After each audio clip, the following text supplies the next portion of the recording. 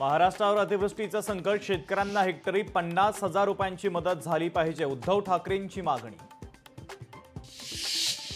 अभिनेत्री शिल्पा शेट्टी राज कुंद्राला दिलासा देण्यास हायकोर्टाचा नकार, लुकआउट नोटीसला स्थगिती देण्यासाठी दाखल केली होती याचिका।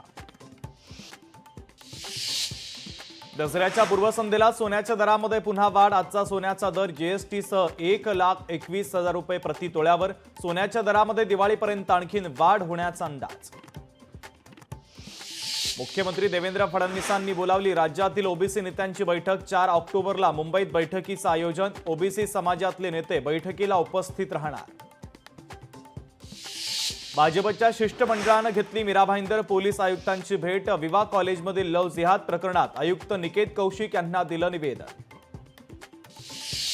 लातूर अंबाजोगाई महामार्गावर धनगर समाजाचा रास्ता रोको, एसटी प्रवर्गातून आरक्षणाची अंमलबजावणी करा या मागणीसाठी आंदोलन।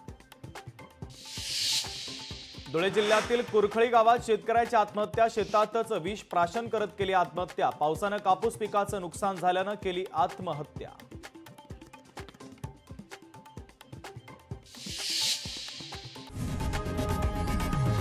लोकशाही मराठी ऐका, पहा, जागरूक रहा।